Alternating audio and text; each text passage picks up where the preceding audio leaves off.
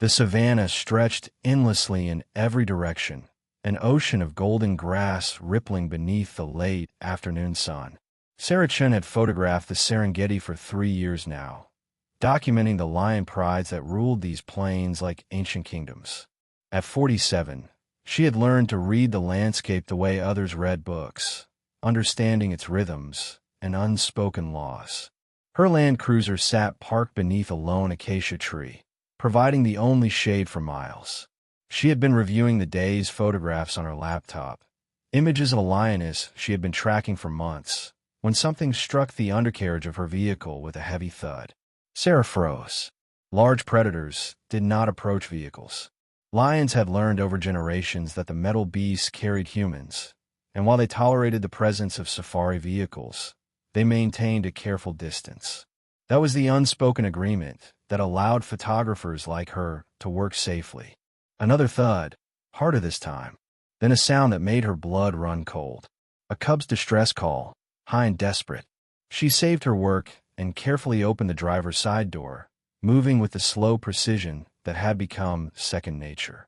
The heat hit her immediately, that thick, oppressive weight of the African afternoon that warned of the storm season approaching.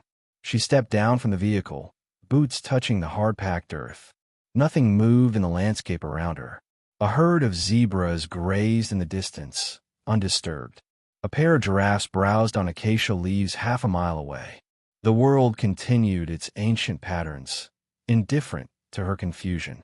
Sarah walked slowly around the front of the Land Cruiser, scanning the ground. Her hand instinctively moved to the canister of pepper spray on her belt, though she had never needed to use it in 3 years of work. That was when she saw him. The lion cub sat directly behind the rear tire, his small body heaving with exhaustion. His paws were torn and bleeding, leaving dark stains on the pale dust beneath him. His golden coat was matted with dirt and dried blood. But it was his eyes that stopped her breath. They were fixed on her face with an intensity she had never seen in any wild animal, a desperate intelligence that seemed to pierce straight through her. Lions did not do this. Cubs stayed with their pride, protected by their mothers and the other females. They did not wander alone. They did not approach humans. Every instinct Sarah had developed over years in the field screamed that this was wrong, impossible. The cub did not move as she approached. He was perhaps 4 months old, still small enough that his oversized paws looked comical despite their damaged state. His ribs showed through his sides, and his breathing came rapid and shallow. He had been running for a long time. Sarah knelt slowly, keeping her movements smooth and non-threatening. The cub watched her, but did not retreat. Up close, she could see the full extent of the damage to his paws. The pads were shredded, raw flesh showing through torn skin. He had run over the harsh terrain until his body was failing, and still he had kept going. "Where is your pride?" she whispered. The cub made a sound, not quite a roar, but something deeper than a mule, more urgent. Then he stood, his legs shaking with exhaustion, and took 3 steps away from her. He stopped and looked back, his meaning unmistakable. "Follow me." Sarah felt her heart hammering against her ribs. This violated everything she knew about lion behavior. Cubs this age stayed with their mothers, learning to hunt within the safety of the pride. They did not separate. They did not approach humans. They certainly did not seek help from them. The cub took another few steps, then stopped again. He was waiting for her. Sarah made a decision that she knew might be the most irrational of her life. She returned to the Land Cruiser, grabbed her emergency medical kit, her heavy field jacket for the coming evening, and 2 bottles of water. She took her satellite phone and checked the battery. Full charge. She locked the vehicle. The cub watched her every movement, and when she turned toward him, he began to walk. His pace was slow, hindered by his damaged paws and obvious exhaustion. Sarah followed at a distance that felt respectful, but close enough to keep him in sight. The landscape here was deceptively open. Rocky outcroppings hid deep gullies. Dry riverbeds cut through the plains like scars. A person could become lost and die of dehydration before anyone found them. The cub led her away from the main tourist routes, into an area of the Serengeti she had rarely explored. The terrain became rougher, scattered with volcanic rocks that jutted from the earth like broken teeth. The afternoon sun beat down mercilessly, and Sarah felt sweat soaking through her shirt. As they walked, Sarah's mind raced back through the months she had spent photographing this particular pride. She had first encountered them 14 months ago, during her second year in Tanzania. The pride consisted of 3 adult females, 2 adolescent males on the verge of being driven out, and a dominant male with a magnificent dark mane that looked black in certain light. She had named the dominant male Shadow, though she knew better than to anthropomorphize her subjects too much. Professional distance was important. But after hundreds of hours observing them, it became impossible not to recognize individuals, not to see their distinct personalities emerge. The lioness she had been most drawn to was the one she called Zawadi. The name meant gift in Swahili, and Sarah had chosen it because this particular lioness seemed to possess a gift for survival. She was not the largest or the strongest, but she was clever. Sarah had watched her solve problems that stumped the other pride members, finding ways to separate prey from herds, using terrain to her advantage in ways that showed remarkable spatial intelligence. Zawadi had given birth to 3 cubs last June, during the dry season. Sarah had been there, photographing from a respectful distance, when the tiny cubs first emerged from the den. 3 perfect little balls of spotted fur, their eyes barely open, mewling and tumbling over each other. Sarah had documented their growth over the following months.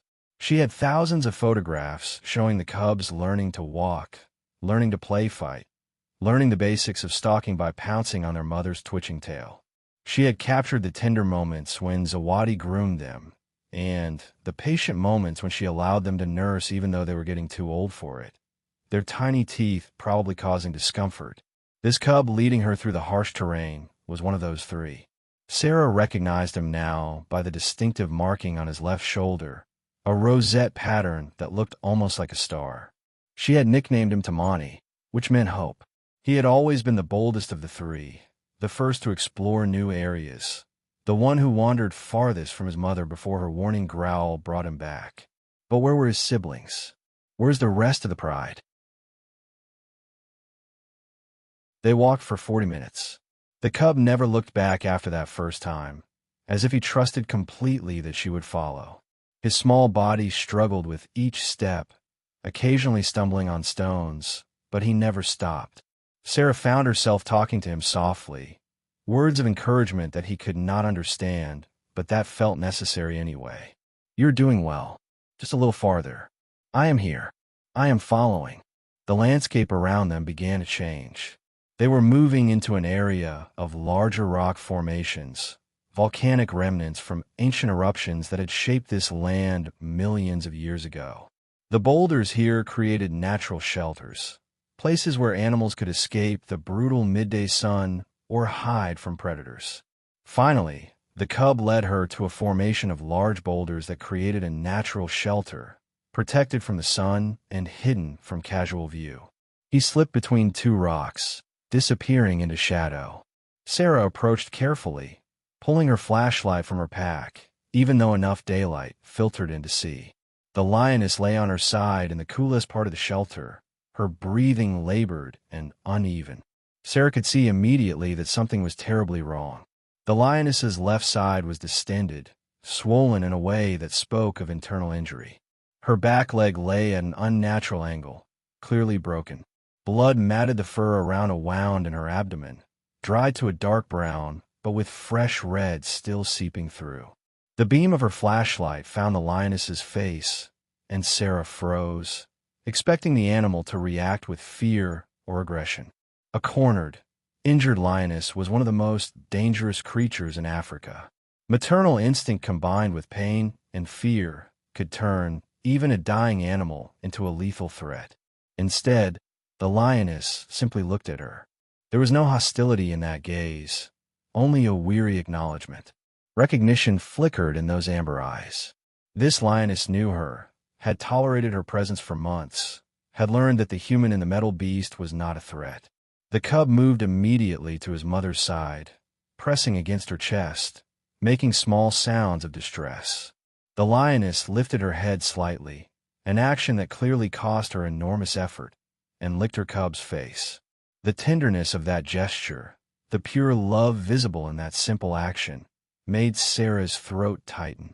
Sarah understood then, with a clarity that felt like ice water through her veins. This was Zawadi. This was the lioness she had been photographing for months, the clever hunter, the devoted mother. She recognized the distinctive tear-shaped mark beneath the left eye, the slight asymmetry in her ears where an old fight had left a notch in the right one. This was the lioness she had watched successfully bring down a young buffalo 2 months ago, working in perfect coordination with the other pride members. This was the lioness she had photographed nursing her cubs in the golden light of dawn, their small paws kneading her belly as they fed. Only one cub was here now, Tamani. Where were the other two? Sarah forced herself to assess the situation with the clinical eye she had developed through years of wildlife photography. The wound in Zawadi's abdomen was consistent with a buffalo gore. The horn had penetrated deep, probably causing massive internal damage. The broken leg suggested she had been thrown or had fallen after the initial injury. Buffalo were unpredictable and incredibly dangerous. They could weigh over a ton and possessed horns that could disembowel a lion with a single upward thrust. Hunting them was always risky, even for a coordinated pride. Something had gone wrong during a hunt, and Zawadi had paid the price. In the wild, such an injury was a death sentence. The lioness could not hunt, could not keep up with her pride as they moved to follow the migrating herds, could only lie here and slowly die from internal bleeding, infection, or dehydration. Her cub would stay with her, refusing to leave, and would die beside her when his small body could no longer sustain itself without food or water. The cub, Tamani, had made an impossible decision. He had left his dying mother and run until his paws were destroyed, searching for the one human his mother seemed to tolerate, the one who sat quietly in the metal beast and watched but did not harm. He had gambled everything on the hope that Sarah would understand, would help. Sarah sat back, her mind racing through options and obstacles. She had strict rules about intervention in wildlife behavior. Photographers observed and documented. They did not interfere. The circle of life included death. Saving one predator might doom prey animals that would otherwise escape. The ecosystem maintained its own delicate balance, and humans who thought they knew better often caused more harm than good.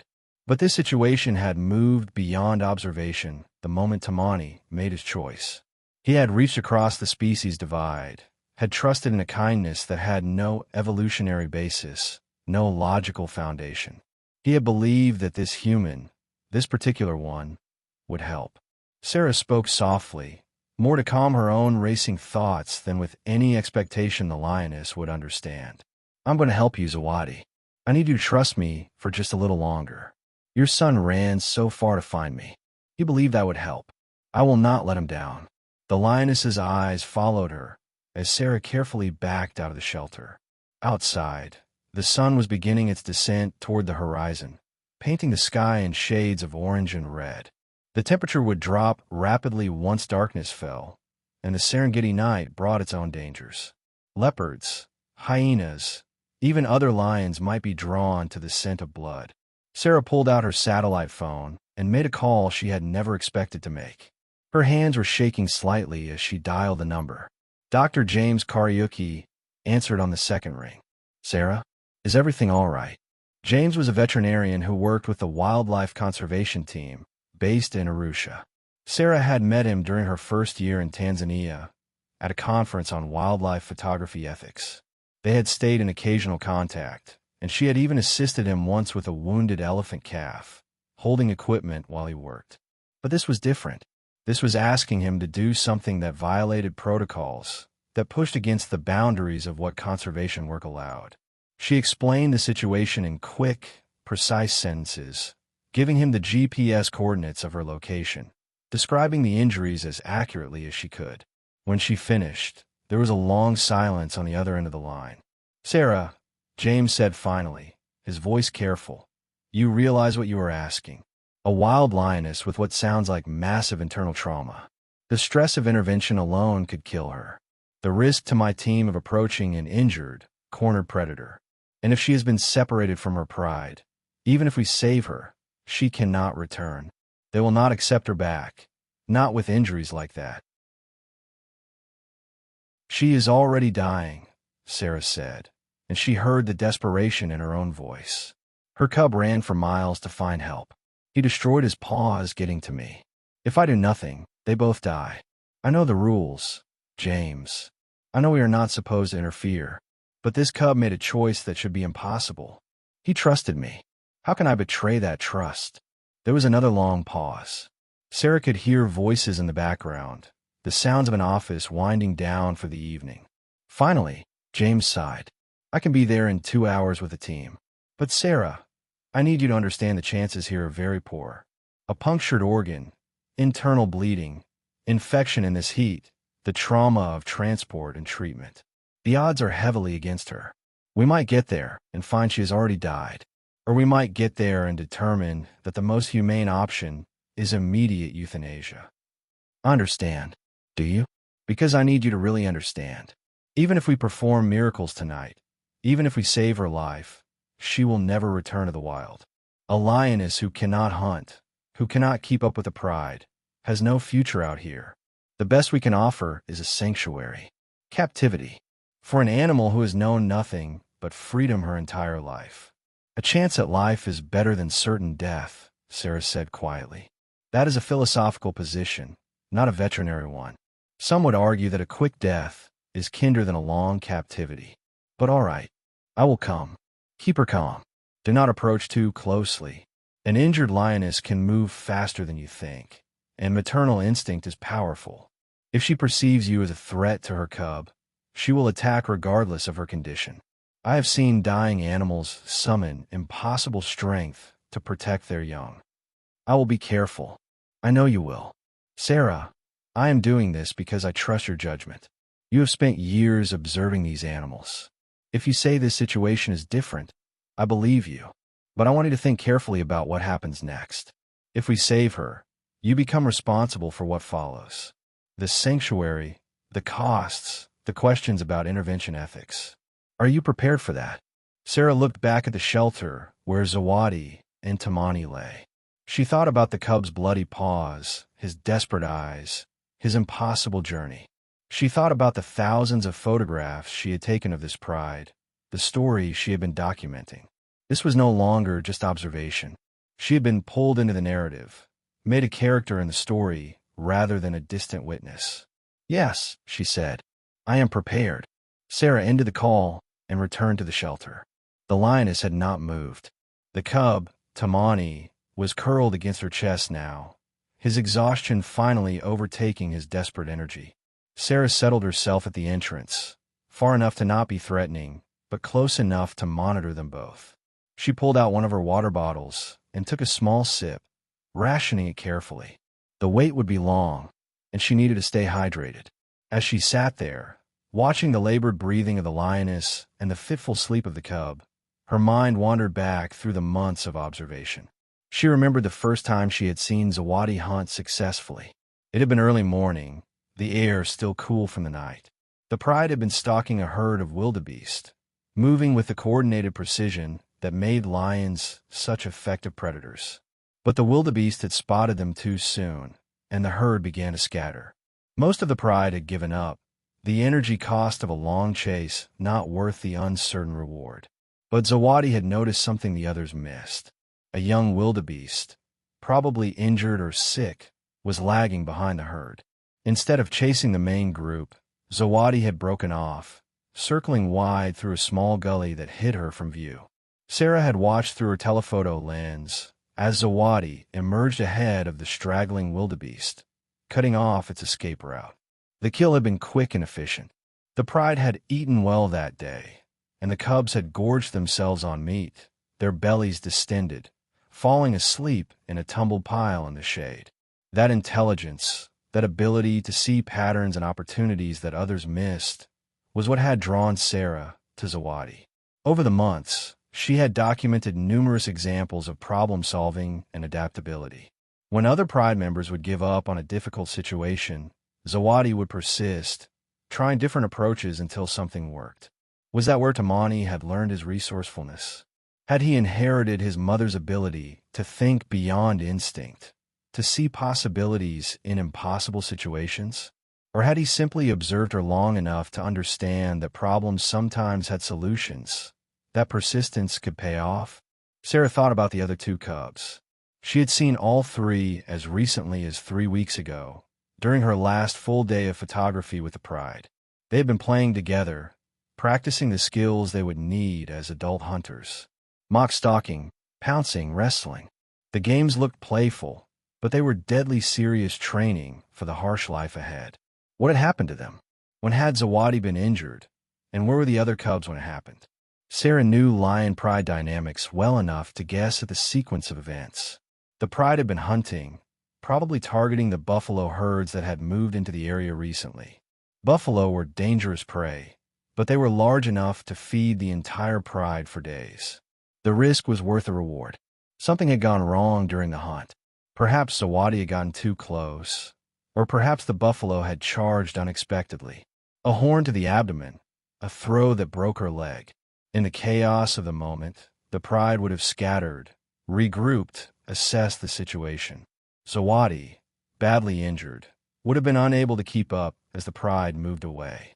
That was not cruelty. That was survival. A Pride could not stay in one place indefinitely, especially not during the migration season when prey animals were constantly moving. The other lionesses had their own cubs to care for. The dominant male had a territory to defend. The 3 cubs would have stayed with Zawadi initially. But as hours turned to days, as their mother could not move to find water or hunt for food, instinct would have pulled at them. The other 2 cubs, perhaps responding to their mother's growls driving them away, perhaps simply following the distant roars of the Pride, had left. But Tamani had stayed. And then, in an act of desperation or inspiration or both, he had made his impossible choice. He had left his mother, not to abandon her, but to find help. How long had he been searching? How many miles had he covered before finding Sarah's Land Cruiser? The damage to his paws suggested he had been running for hours, possibly longer. In the vast expanse of the Serengeti, finding one specific vehicle, one specific human, should have been impossible. But he had done it. Sarah checked her watch. 40 minutes since she had called James. At least another hour before he could arrive. Probably longer given the rough terrain and the approaching darkness. She pulled out her flashlight and tested it. The beam was strong and steady. She would need it once the sun fully set. The temperature was already beginning to drop. Sarah pulled on her field jacket, a heavy canvas thing that had seen better days but still kept out the chill. In the shelter, Tamani stirred, lifting his head to check on his mother. Zawadi's tail twitched, a small acknowledgement that she knew he was there. Sarah found herself talking again, soft words that probably meant nothing to the lions, but that helped organize her own thoughts. James is coming.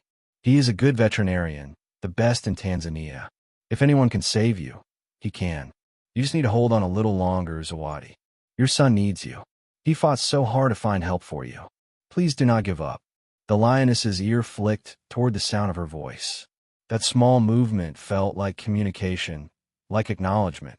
Sarah knew she was probably projecting, seeing meaning where there was only instinct and pain.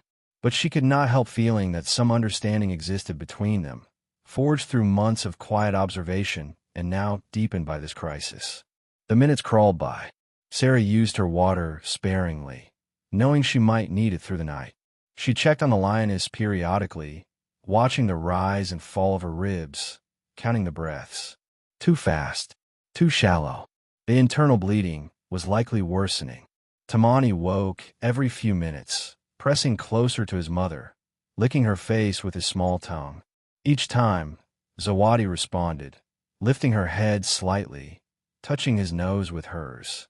The bond between them was visible, tangible, a thread of connection that refused to break even as death approached. Sarah thought about her own mother, long deceased, and the memories that still carried weight decades later. The smell of her perfume, the sound of her laugh, the feeling of absolute safety that came from being held when the world felt too large and frightening. Did lions feel something similar?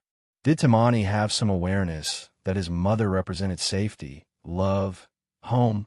Or was it purely instinct, the biological drive that kept offspring near their parents until they could survive independently? The questions had no answers, but they occupied her mind as the sun touched the horizon and began its descent. The sky turned spectacular shades of red and gold, the kind of sunset that tourists paid thousands of dollars to witness. Sarah barely noticed. Her attention was fixed on the shelter, on the two lives hanging in the balance. As darkness fell, the sounds of the Serengeti changed. The daytime bird calls quieted, replaced by the chirping of insects and the distant whooping of hyenas. Somewhere far off, a lion roared, the sound carrying across the plains with primal authority. Sarah tensed, hoping the call would not draw other lions to this location. An injured lioness and a cub would be vulnerable to territorial aggression. Finally, after what felt like an eternity, but was actually 90 minutes, Sarah heard the sound of vehicles approaching. She stood and waved her flashlight, creating a beacon in the darkness. Two land cruisers appeared over a rise, their headlights cutting through the night like searchlights. James emerged from the first vehicle, followed by 3 assistants. They moved with practiced efficiency, unloading equipment by the light of portable lamps. Sarah met them halfway and briefed them quickly.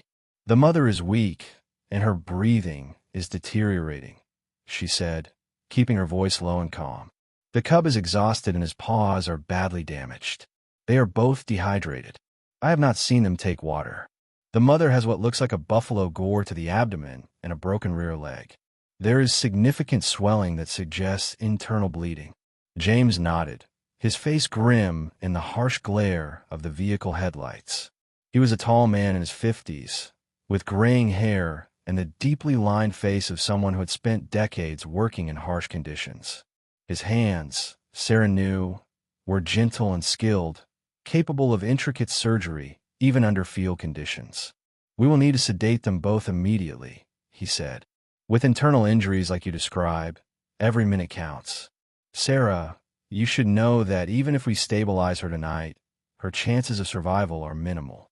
A punctured organ, possible sepsis, the trauma of transport and treatment. And there is the psychological stress. Wild animals often die from shock, even when their physical injuries are treatable. But there is a chance. There is always a chance. It is just very, very small." One of James's assistants, a young woman named Amara who Sarah had met briefly at the conference years ago, approached with her equipment case. "Dr. Kariuki, I have prepared the sedation for an adult female, approximately 120 kilograms. But we should examine her first to verify weight and condition." "We do not have time for a full assessment," James said. "We sedate based on visual estimation and adjust as needed. This is field medicine at its most imprecise. Amara, set up the portable ultrasound. Thomas, get the surgical supplies ready. We may need to operate on-site if she is too unstable for transport. Marcus, prepare the transport crates and set up the 4 equipment." The team worked with efficient precision. They set up portable lights at the shelter entrance, turning the night into an artificial day. James prepared the sedation equipment, loading a dart gun with practiced ease.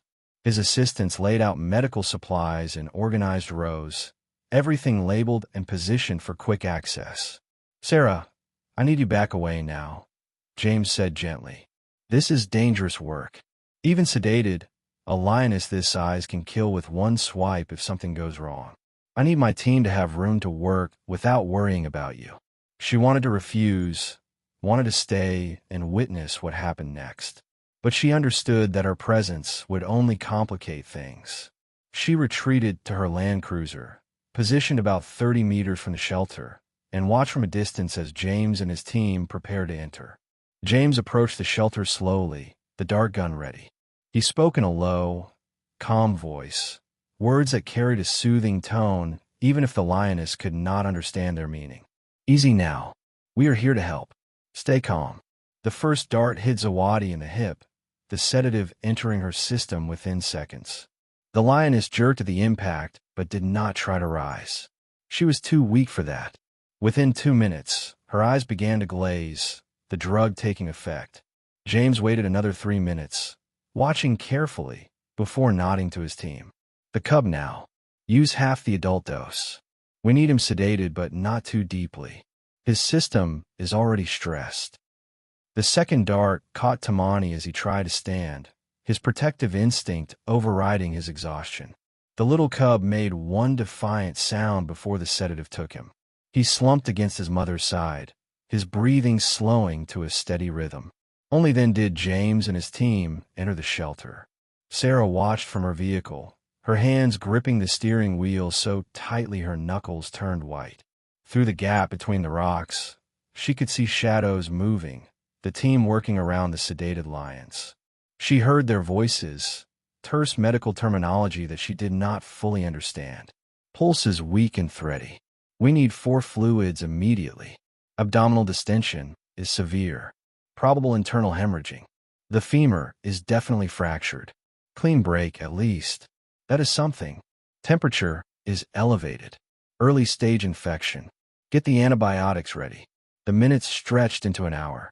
Sarah found herself praying again, wordless appeals to forces she did not believe in, but found herself hoping existed anyway. Save them. Please. Let all of this mean something. Let Tamani's impossible journey have a purpose. Finally, after what felt like an eternity, James emerged from the shelter. His surgical gown was covered in blood, and exhaustion lined his face. He walked slowly to Sarah's Land Cruiser, and she climbed out to meet him, her legs shaking. "Tell me," she said simply. James pulled off his surgical gloves, his movements slow and careful. "She is alive. The horn missed her major organs by centimeters, which is the only reason she has survived this long. The liver is bruised, but not punctured. The intestine is intact, but there is significant internal bleeding from damaged blood vessels, and the muscle wall is torn. I have done what I can to repair the damage and stop the bleeding, but field surgery has limitations. We have started her on broad-spectrum antibiotics and 4 fluids. The leg is set and splinted. The next 72 hours will tell us if her body can fight off the infection and if the repairs will hold." Sarah felt tears streaming down her face. And Tamani. The cub is suffering from severe dehydration, malnutrition, and exposure. His paws have sustained significant damage to the pads, deep lacerations that will take weeks to heal properly. But he is young and resilient. With proper care, he should make a full recovery. We have rehydrated him and treated the paw wounds. He will need antibiotics as well to prevent infection. "Thank you, James. Thank you." He held up a hand, his expression serious. "Do not thank me yet, Sarah. She is not out of danger. Not even close.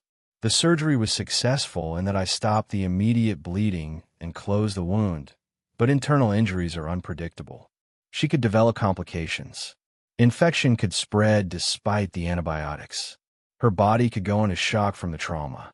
We are not celebrating until she is stable. But you gave her a chance. I gave her a small chance. Now we have to transport her, which carries its own risks. The journey to the sanctuary will take hours over rough roads. Every bump, every jolt could reopen the internal wounds. And the stress of movement might be more than her system can handle. What about Tamani? Can they travel together? They should. Separating them now would cause additional stress for both. The cub will wake before his mother, and he will need to see that she is still alive. That is important for his psychological state. One of James's assistants, Thomas, called from the shelter. "Dr. Kariuki, we are ready to move them to the transport crates." The process of moving 2 sedated lions was complex and required careful coordination. The team used specially designed stretchers and moved with slow precision, ensuring that Zawadi's injuries were not aggravated. Tamani was smaller and easier to handle, but they treated him with the same careful attention. The transport crates were designed to allow the lions to breathe safely while preventing injury during the journey. They were larger than typical animal transport containers, with padded interiors and ventilation on all sides. James insisted on positioning them so that when the lions woke, they would be able to see each other through the crate walls. That visual connection is crucial, he explained to Sarah as his team secured the crates in the back of the larger Land Cruiser. When they wake, they will be confused and frightened. Being able to see each other will provide comfort and reduce stress. The journey to the sanctuary took 6 hours. Sarah followed James's vehicles in her own Land Cruiser, driving through the night over roads that range from rough to nearly impassable. The headlights cut through absolute darkness, occasionally catching the eyes of nocturnal animals watching from the roadside. Hyenas, jackals, even a leopard slinking away into the shadows. Sarah's mind churned through everything that had happened, struggling to process the surreal nature of the day. This morning she had been reviewing photographs, just another day of documentation work. Now she was part of a rescue mission that violated every protocol she had been taught, that pushed against all the boundaries of ethical wildlife observation. But every time doubt crept in, she thought of Tamani's eyes. That desperate intelligence, that impossible trust. How could she have done anything differently? Dawn was breaking when they arrived at the sanctuary. The facility sprawled across 200 acres of protected land, with large enclosures designed to mimic natural savanna habitat as closely as possible. High fences kept the animals secure while giving them room to roam, to engage in natural behaviors, to live with as much dignity as captivity allowed. The director, a lean Tanzanian man named David Mwangi, met them at the entrance. He was in his early 60s, with silver-gray hair and the calm, capable demeanor of someone who had spent a lifetime working with wild animals. He had founded the sanctuary 20 years ago, after a career as a park ranger left him convinced that conservation needed multiple approaches, including providing refuge for animals who could no longer survive in the wild.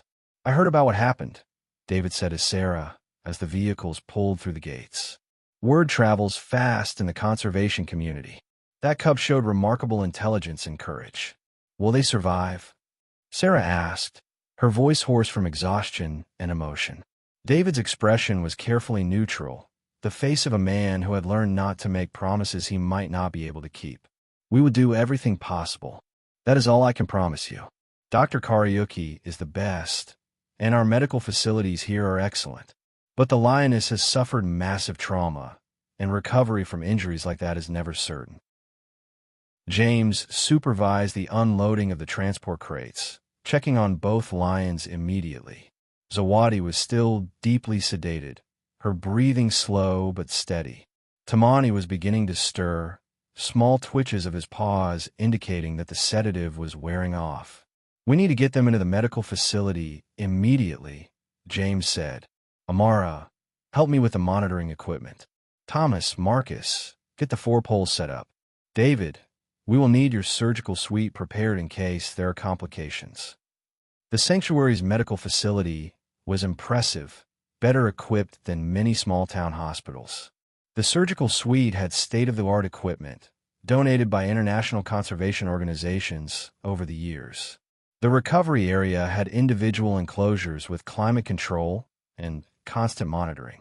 They placed Zawadi in the largest recovery enclosure, a space about 4 meters by 6 meters with soft bedding and easy access for medical staff. Tamani was placed in an adjacent enclosure separated by bars that would allow the 2 lions to see, smell, and hear each other, while keeping them separated enough that medical care could be provided safely. As the sedation wore off, Tamani woke first. His small head lifted, eyes confused and frightened as he tried to understand his surroundings. He saw the walls, the unfamiliar smells, the strange humans moving around him. His distress call was heartbreaking, a cry for his mother that echoed through the medical facility. "Let him see her," James said quietly. "Move the partition." One of the staff members adjusted a movable panel, creating a clear line of sight between the 2 enclosures. Tamani immediately saw his mother lying on her side, still unconscious but visibly breathing. He pressed against the bars separating them, making soft sounds, calling to her. Zawadi's ear twitched at the sound of her cub's voice. Even unconscious, some part of her responded to that call. "That is good," James said, watching carefully. The bond between them is strong. That will help with recovery. Animals who have something to fight for, someone depending on them, often show better survival rates than those who are alone. Sarah stood outside the enclosures, watching through the observation window. She had been awake for over 24 hours, her body running on adrenaline and coffee, but she could not bring herself to leave. Not yet. Not until she knew they would survive the night. David joined her at the window, holding 2 mugs of tea. He offered one to Sarah, who accepted it gratefully. "You should rest," he said gently. "There is a staff dormitory with empty rooms. You can sleep for a few hours. We will wake you if there is any change." "I cannot sleep. Not yet." "I understand. I have been where you are, Sarah." That moment when observation becomes involvement, when you cross the line from witness to participant. It changes something fundamental in how you see the world. "Do you think I made the right choice?" David was quiet for a moment, sipping his tea. "That is a complicated question. In strict conservation terms, you broke protocols.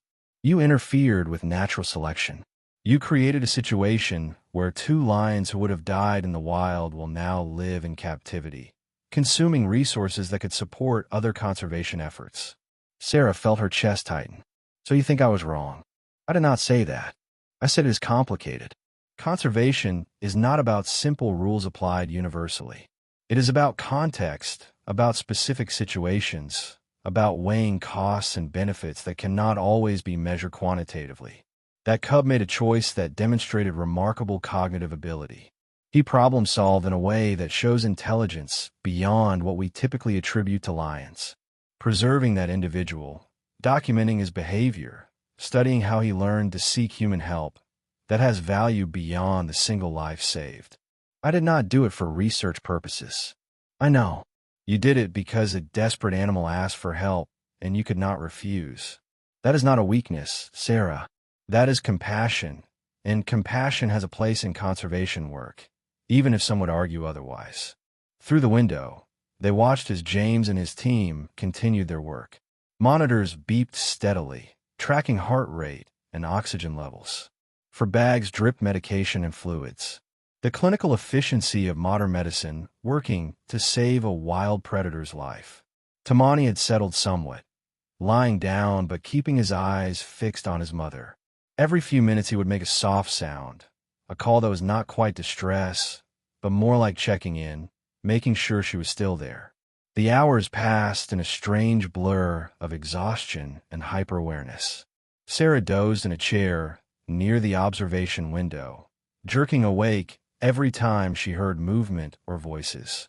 David brought her food, sandwiches she barely tasted, and more tea that she drank mechanically. James and his team worked in shifts, always keeping someone with the lions to monitor their condition. Amara was particularly attentive, checking vitals every 30 minutes, adjusting medication dosages, watching for any sign of complications. 12 hours after surgery, Zawadi's eyes opened. It was Amara who noticed first. She had been adjusting the foreline when the lioness's head moved slightly. Amara froze, trained to watch for signs of distress or aggression, but Zawadi's response was neither. The lioness simply looked around slowly, trying to understand where she was. "Dr. Kariuki," Amara called softly. "She is waking." James entered the enclosure carefully, moving with the slow confidence of someone who had worked with dangerous animals his entire career. He spoke in low, soothing tones. "Easy now. You are safe. We are here to help." Zawadi's eyes found Tamani in the adjacent enclosure. The cub immediately pressed against the bars, calling to his mother. Zawadi tried to rise, instinct overriding her weakened state, the need to reach her cub more powerful than pain or confusion. "No. Stay down," James said firmly, but Zawadi was already struggling to stand. Her broken leg buckled immediately, and she collapsed with a grunt of pain. But her eyes never left Tamani. "We need to open the partition," Sarah said from outside the enclosure. "She needs to be with him." James shook his head. "Too risky. If she becomes agitated, if she sees us as a threat to her cub, she could injure herself further trying to attack. The internal repairs are too fresh. Any significant movement could cause catastrophic internal bleeding." She will not calm down until she can reach him, Sarah insisted. Look at her. She is going to hurt herself trying to get to him. David, who had been watching silently, spoke up. Sarah may be right, James. The psychological stress of separation could be as dangerous as the physical risk of letting them together. James looked between the two lions, his expression torn. Professional medical judgment warred with practical understanding of animal behavior. Finally, he made a decision.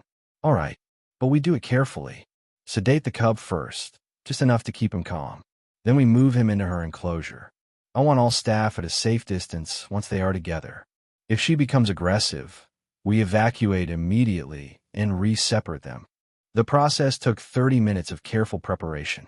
Tamani was given a mild sedative, just enough to make him drowsy and compliant. Then, with infinite care, the staff moved him into Zawadi's enclosure and positioned him beside his mother. The change in Zawadi was immediate. Her agitation ceased.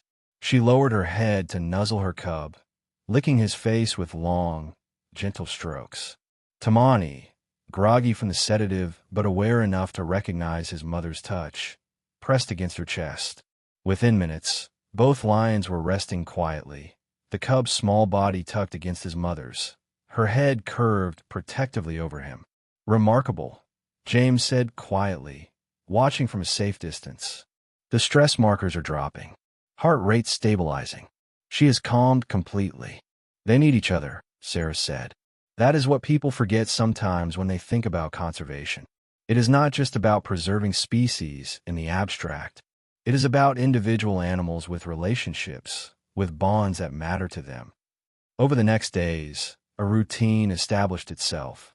Sarah found a small apartment to rent in a nearby town, close enough to visit the sanctuary daily, but far enough to maintain some separation from the intensity of the medical care. She spent her days photographing Zawadi and Tamani's recovery, documenting a story that was becoming something very different from her original wildlife project. The sanctuary staff treated the lions with a combination of medical precision and genuine affection. Amara took particular interest in Tamani, working with him on the paw injuries that required daily cleaning and bandaging. The young cub tolerated the procedures with remarkable patience, as if he understood on some level that these humans were helping. Zawadi's recovery was slower and more uncertain. The infection that James had feared took hold on the fourth day, causing her temperature to spike and her condition to deteriorate rapidly. For 48 hours, she hovered between life and death while James and his team fought to bring the infection under control. Sarah barely left the sanctuary during those 2 days. She sat outside the observation window for hours, watching the monitors, listening to the medical updates, praying wordlessly for the lioness to survive. Tamani, sensing his mother's distress, stayed pressed against her side constantly, licking her face, making soft, encouraging sounds. On the 6th day, the fever broke. Zawadi's temperature returned to normal, and her vital signs began to stabilize. She was not out of danger yet, but the immediate crisis had passed. She is a fighter, Amara said, checking the 4 lines one morning. Most animals would have given up by now, but she keeps fighting. I think she knows her cub needs her. The weeks blur together. Sarah's original photography project was forgotten, her equipment gathering dust in her apartment. Except for the camera she used to document the lion's progress. She had not planned to stay in Tanzania this long, had other assignments waiting, but she could not bring herself to leave. Not yet. Not until she knew they would survive. She called her editor, a practical woman named Jennifer, who had worked in wildlife photography for 30 years. Sarah explained the situation, expecting pushback about missed deadlines and abandoned projects. Instead, Jennifer was quiet for a long moment before speaking. This is the story, Sarah. Not the one you went there to shoot, but the one you need to tell. Document everything. The rescue, the recovery, the questions about intervention. This is important work. I broke all the rules, Sarah admitted. Sometimes the best stories come from breaking rules. Stay as long as you need. We will figure out the other assignments. With that permission, Sarah allowed herself to fully commit to being present for Zawadi and Tamani's journey. She arrived at the sanctuary every morning and often stayed until evening, photographing the small victories and setbacks that marked their progress. Tamani's physical recovery was rapid. His paws healed within 3 weeks, the damaged pads regenerating with the remarkable resilience of youth. He began to show more energy, playing with enrichment toys the staff provided, practicing stalking behaviors on inanimate objects. But he never wandered far from his mother, always returning to press against her side, seeking reassurance. Zawadi's recovery was measured in smaller increments, learning to stand without collapsing, taking a few steps before needing to rest, beginning to eat solid food again after days of liquid nutrition. Each achievement was hard-won, each day a battle against pain and weakness. The veterinary team worked with her on physical therapy, gently encouraging her to use the injured leg, building strength slowly. Zawadi tolerated these sessions with dignity, seeming to understand that the humans were trying to help even when the exercises caused discomfort. Sarah photographed it all, the medical procedures and the quiet moments. Zawadi licking Tamani's face, Tamani bringing his mother a toy, as if offering a gift. The first time Zawadi stood on her own and took 3 steps before needing to rest. The first time she groomed herself, a sign that she was feeling well enough to care about her appearance. These images were different from anything Sarah had captured in the wild. They showed vulnerability and resilience in equal measure. They showed the bond between mother and cub tested by circumstances, but never broken. They showed wild animals accepting help from humans, a partnership that should not work, but somehow did. 8 weeks after the rescue, James declared Zawadi stable enough to be moved from the medical facility to a larger recovery enclosure. This space was still smaller than the permanent habitats, but gave the lions room to move, to engage in more natural behaviors, to begin the psychological adjustment to their new life. The transfer was handled carefully, both lions sedated lightly to reduce stress. When they woke in their new space, with real grass beneath their paws and the sky visible overhead, the change in their behavior was immediate. Tamani explored every corner, sniffing and investigating. Zawadi moved more slowly, but with visible interest, her hunter's instincts engaged by the new environment. Sarah watched from the observation deck as mother and son investigated their new home. Tamani found a raised rock formation and climbed it, looking out over the enclosure with the bearing of a young king surveying his kingdom. Zawadi watched him with what Sarah could only describe as pride, her amber eyes tracking his every movement. "They are adapting well," David said, standing beside Sarah. "That is a good sign. Some wild animals never adjust to captivity. They pace, they refuse to eat, they seem to give up on life. But these two are engaging with their environment. They are making this space their own." "Zawadi will never hunt again," Sarah said quietly. "Never feel the freedom of the open savanna. No, but she will live. She will watch her son grow. She will have comfort and safety and the best medical care available. It is not what nature intended, but nature would have killed her 8 weeks ago. You gave her a different path. Whether that is better or worse is a philosophical question without a clear answer." Over the following months, Sarah documented Zawadi and Tamani's continued adjustment. The sanctuary provided enrichment activities designed to stimulate natural behaviors.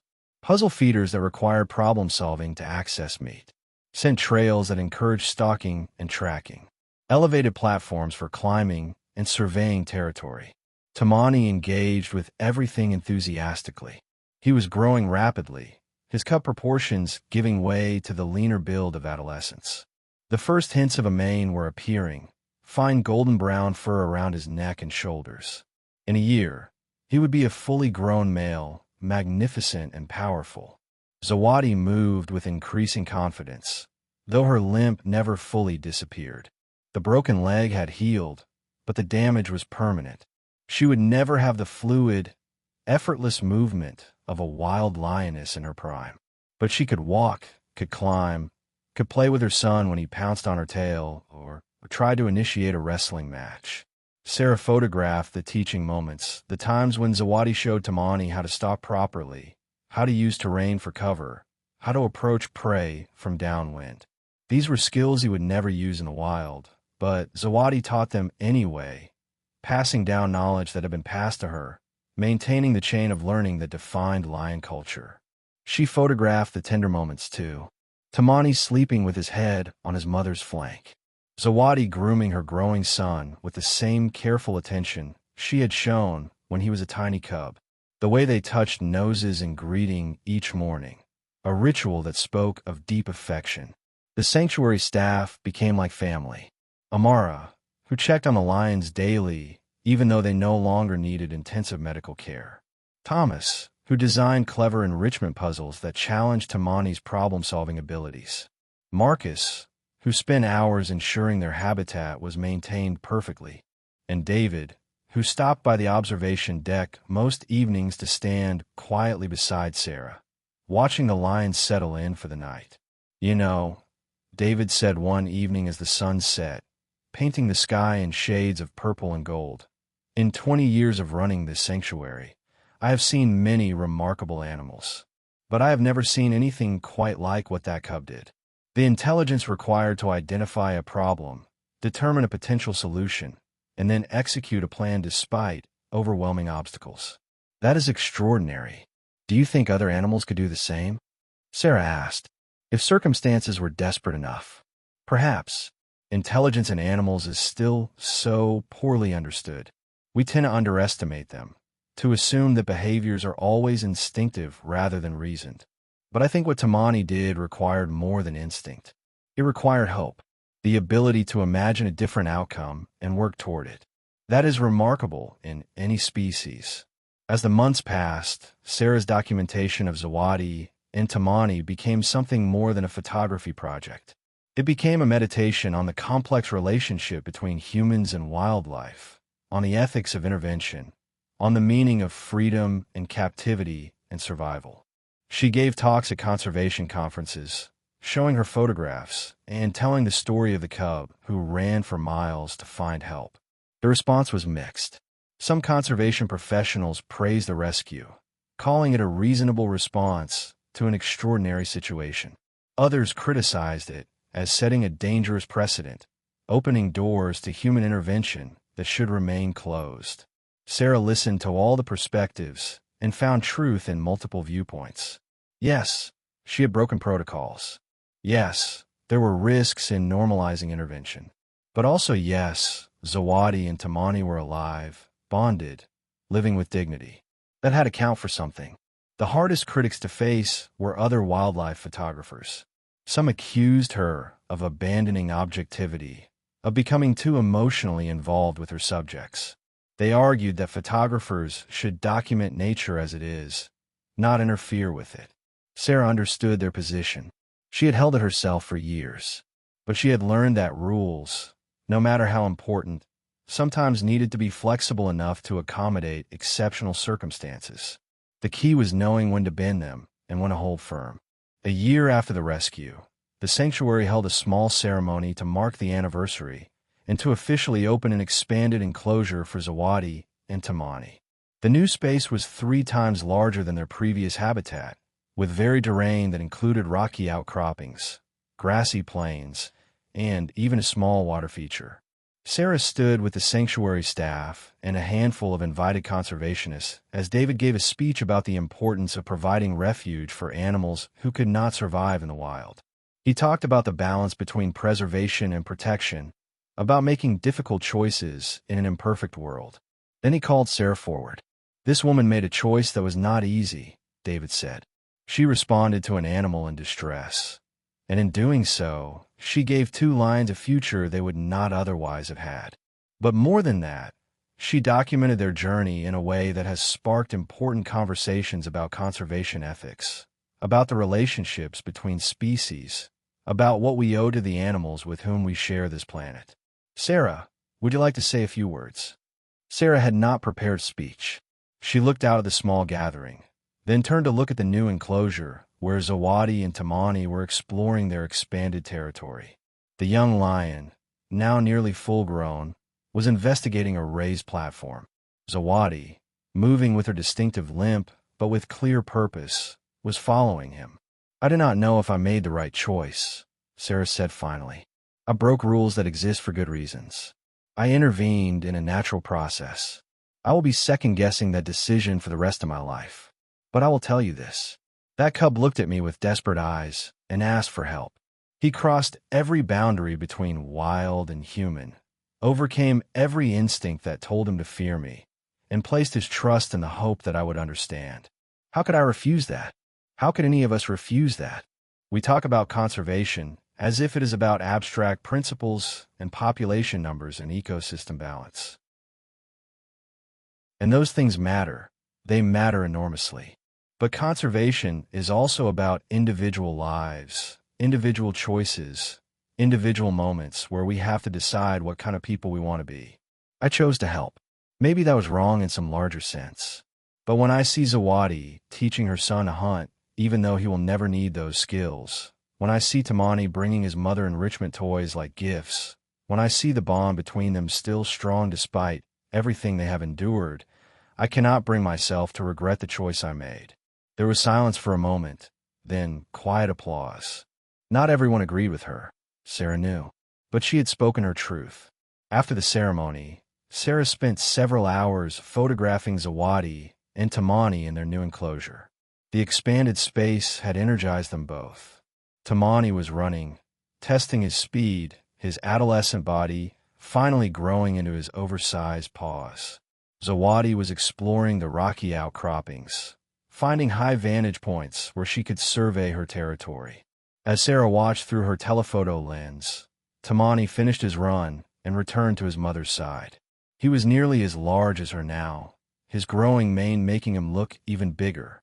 But he still pressed against her like a cub seeking comfort, and she still groomed his face with patient attention. Sarah captured the moment, the late afternoon light perfect, the composition balanced. But she also lowered her camera and simply watched, allowing herself to be present without the barrier of technology, to witness the result of that impossible choice made a year ago.